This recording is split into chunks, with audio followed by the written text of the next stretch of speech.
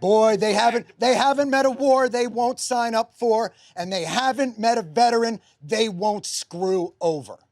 GOP lawmakers are so incredibly vicious that they just blocked a bill in the Senate that would have expanded healthcare access for military veterans who have become ill from exposure to what's referred to as toxic burn pits. Now, 8 Republicans actually ended up joining Democrats in the 55-42 vote. But remember, that's still 5 votes short of the 60 votes required to advance the legislation. That's due to the legislative filibuster that we've talked about so often on this show within the Senate. Majority Leader Chuck Schumer switched his vote from yes to no so the bill could return to the Senate, CNN notes. 3 senators, though, didn't vote on the measure at all, probably because it's incredibly embarrassing to vote no on expanding healthcare to take care of our sick veterans who our lawmakers have told us over and over again have sacrificed their lives and their well-being to protect our freedoms. When it's a talking point that benefits them politically, they'll say it. But when they have an opportunity to put their words into action and actually take care of our veterans, they don't do it. Now, burn pits, if you're wondering, were a common way to get rid of waste at military sites during the wars in Iraq and Afghanistan this century, and millions of veterans have fallen ill after being exposed to toxins in the pits. And I just want to remind you all that this isn't the only health-related issue plaguing our veterans that Republican lawmakers have turned their backs on them on. For instance, when it comes to veterans suffering from PTSD as a result of multiple tours in Middle Eastern countries, they have been completely neglected on that issue as well. This is a mainstay within the Republican Party, something that they just, without any embarrassment or shame, continue to vote against. Again, the expansion of healthcare for our veterans. And if they're unwilling to do that for our veterans, obviously they're even more unwilling to do that for ordinary Americans as well. Now, Biden advocated for this legislation because he believes that his son Beau died of brain cancer as a result of exposure to these burn pits.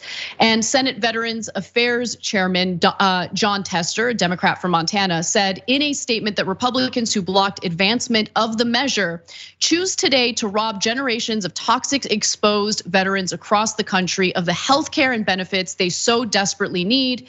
He said more veterans will suffer and die as a result. And again, let me reiterate, it's the pro-life Republican Party that blocked this bill in the Senate. America's heroes who fought in our wars outside sweating their off, battling all kinds of ailments, while these sit in the air conditioning, walled off from any of it. Senate's where accountability goes to die. These people don't care. They're never losing their jobs. They're never losing their health care. Senate time is ridiculous. These mother live to 200. They're tortoises. They live forever and they never lose their jobs and they never lose their benefits and they never lose all those things. Well, they're not on Senate time, they're on human time, cancer time. He does this every year for 9/11 first responders, pretty much. Republicans try to block the legislation that would fund their health care. And now for the victims of burn pits, veterans who fought in these illegal wars, particularly Iraq, that Republicans were all gung-ho for, right? Fighting for our freedom, and by freedom we mean securing oil. Right.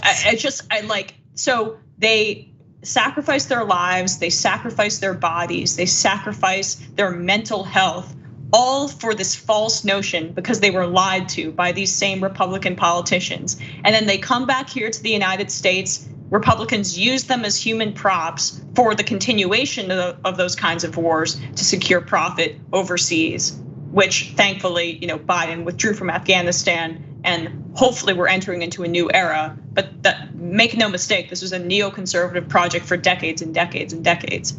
Then they come back here to the United States. oh no, you're screwed. You're screwed on principle because we are such monsters, and it's such a clarifying moment if Democrats chose to actually capitalize on it.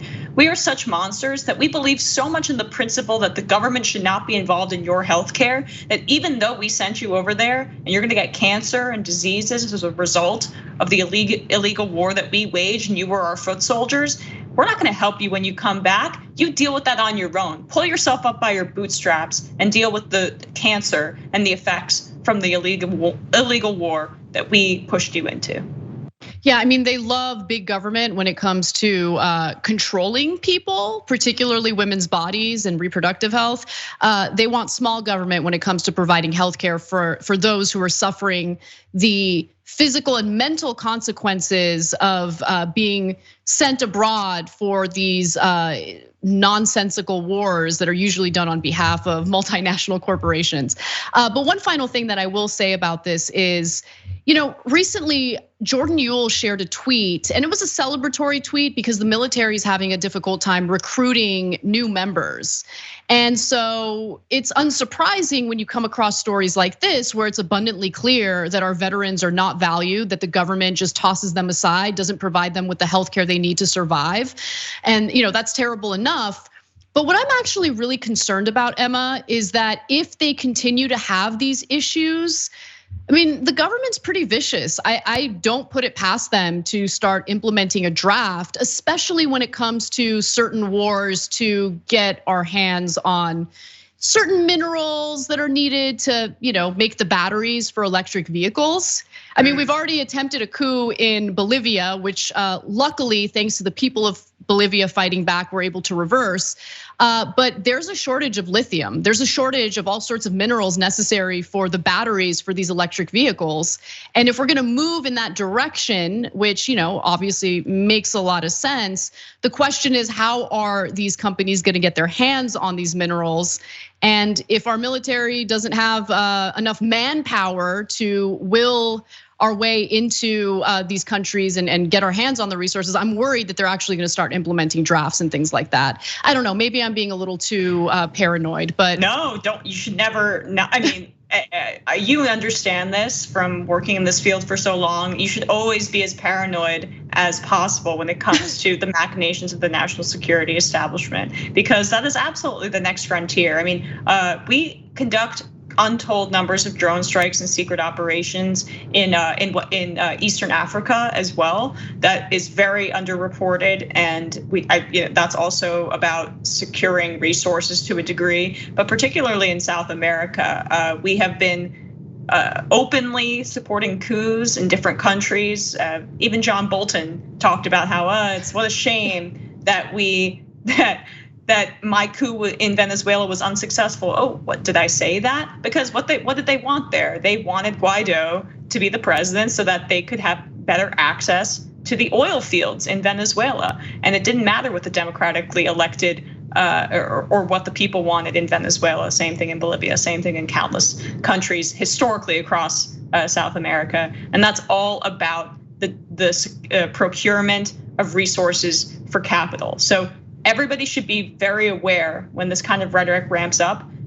These ghouls in the Republican Party, these neocons, will use human bodies for whatever they want to get the resources that they need to help benefit industry in this country. Yep. And as soon as they come back, they want you to either shut up and die or shut up and go away, because you can't demand something of the country that we gave you a free education in the military. Isn't that enough? If you come back with disease, hey, that's on you, boo. You deal with that. And that is what the Republican project is in this country. So as annoying maybe as Biden or Kamala Harris is, or some of the Democrats, and I know they're terrible as well, but the Republicans are evil. And that is something, I mean, I think hopefully hammer home a lot, you and I. Yeah, proudly so. Like they're evil. Proudly, it's amazing. Thanks for watching The Young Turks, really appreciate it. Another way to show support is through YouTube memberships.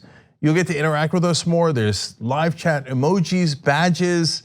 You've got emojis of me, Anna, John, JR. So those are super fun. But you also get playback of our exclusive member-only shows and specials right after they air. So all of that all you gotta do is click that join button right underneath the video. Thank you.